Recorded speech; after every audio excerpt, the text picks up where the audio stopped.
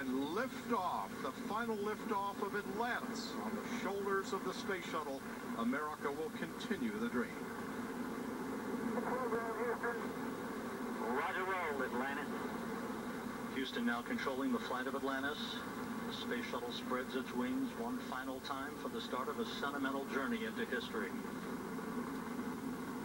24 seconds into the flight, roll program complete. Atlantis now heads down, wings level on the proper alignment for its 8.5 minutes of orbit.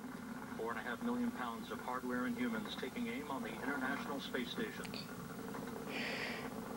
40 seconds into the flight, the 3 liquid fuel main engines throttling back to 72% of rated performance in the bucket, reducing stress on the shuttle as it goes transonic for the final time. Breaking the sound barrier now. Engines now revving up, standing by for the throttle up call.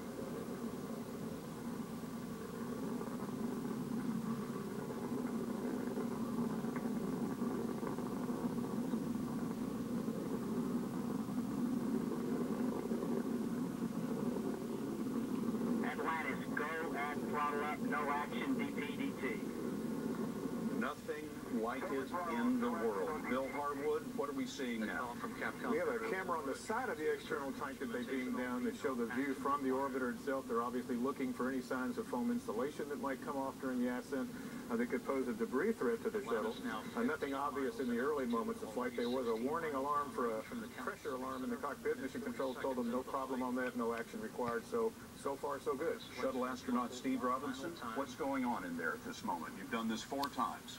Well, I wish I were on there right now, but those guys are having the time of their life, and they're as focused as human beings can possibly be. They had an alarm go off that turns out to be a transducer on the cabin pressure, and so Mission Control radioed up and told them not to worry about it. There go the solid rocket boosters, jettisoning after 2 minutes of flight. And Scott, they're up about 30 miles in altitude right now, going about a mile a minute already. A mile a second, I should say, already. 20 seconds into the flight. The space shuttle running now on its 3 main engines, draining the fuel out of that enormous fuel tank, which we will also see separate from the orbiter here in just a few minutes. Atlantis kicking on its afterburners for 1 minute. Steve, everything looks safe, going well? Look beautiful. It's fantastic, just like a space shuttle ought to. Atlantis, 2-engine towel. 2-engine towel. That call Bob Orr is here at the Kennedy Space Center with us, up on the roof of this structure, which just shook like it was in an earthquake.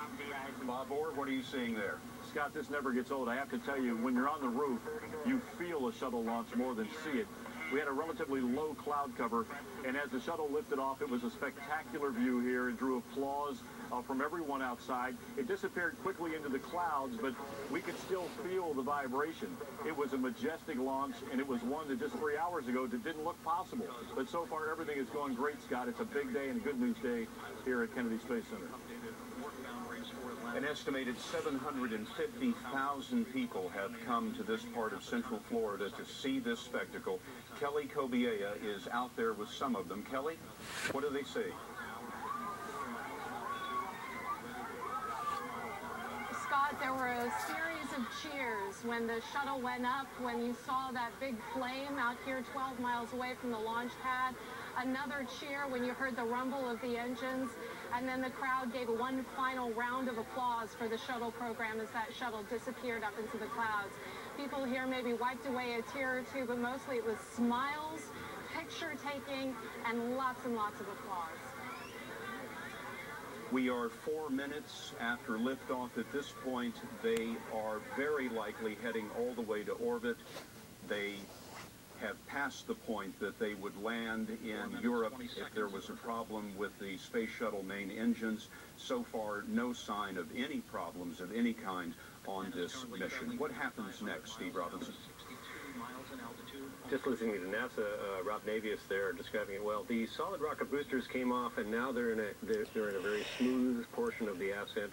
The whole shuttle is losing weight as it uses up fuel, and so the G's are building up on the crew and on the vehicle, and so they're being pressed into their seats more and more, and looking forward to getting above the atmosphere, rolling heads up, and then what happens is the shuttle goes up, and then turns over this way to go fast. reach orbital velocity. That's what's happening. Well, we can only experience it live one time, but the magic of television is we can look at it again and again, and I'd like to see it one more time. We'll re-rack the tape and have a look at the launch. Here it was just 5 minutes ago. 1-0, and liftoff, the final liftoff of Atlantis on the shoulders of the space shuttle. America will continue the dream. Roger roll, Atlantis. Houston now controlling the flight of Atlantis.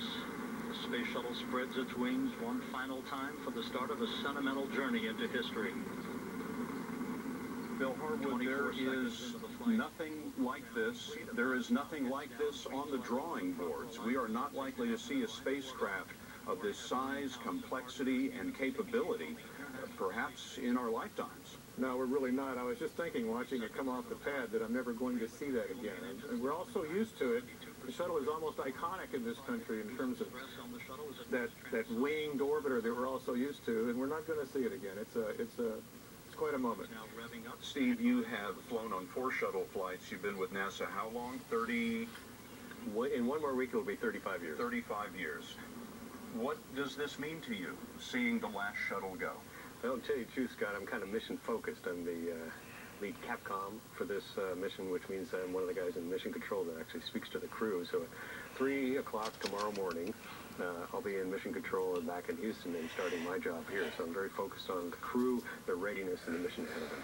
4 crew members on this flight. Only 4. Only 4, usually 7 on a shuttle flight. Why only 4?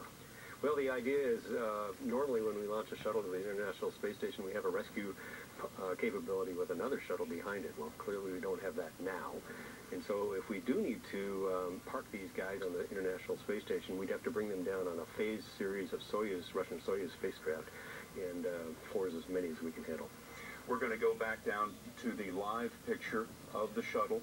We are 7 minutes after liftoff, and in about a minute or so, the main engines of the shuttle will shut down as planned, and the orbiter will be orbiting the Earth at, believe it or not, 8 times the speed of a rifle bullet. Bill Harwood, what will the astronauts be doing on this 12-day mission? It's a very important mission for the International Space Station, Scott. You know, they have some private companies trying to build unmanned cargo ships to take over for the shuttle to keep the supplies going to the space station to support a 6-person crew. They haven't flown yet. NASA's concerned that if they run into any technical problems, they'd like a little bit of a hedge against that, some insurance. This flight's going to take up enough equipment, really, to keep the station crew good for a full year through 2012 in case the commercial companies run into some problems.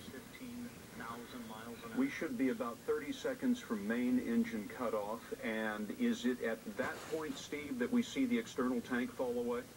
20 seconds after that. What the crew is undergoing 3G press down through their chest right now. It's hard to breathe. They're looking forward to that main engine cutoff, which means the rocket engine stop and the thrust stops, and you're now floating in space. And we should see that main engine cut off momentarily. You can start to see some atmospheric effects there. There still is an atmosphere up there. They're very high, but it's an interesting thing to watch. Well, we just heard confirmation of main engine cutoff. Let's wait for the external tank to separate from the orbiter. That's the orbiter at the top. You're looking at the bottom of the Atlantis, at the top of the screen, the bottom of the screen. There goes the external fuel tank falling away. The camera is literally on the external fuel tank. There goes the Atlantis rising into space. They are now safely in orbit, and it is the last time that anyone will ever see that. A very successful launch today. Atlantis is safely in space on the final shuttle mission. There will be more about all of this on your local news on this CBS station, on CBSNews.com, and tonight on the CBS Evening News. Until then, I'm Scott Pelley, CBS News at the Kennedy Space Center.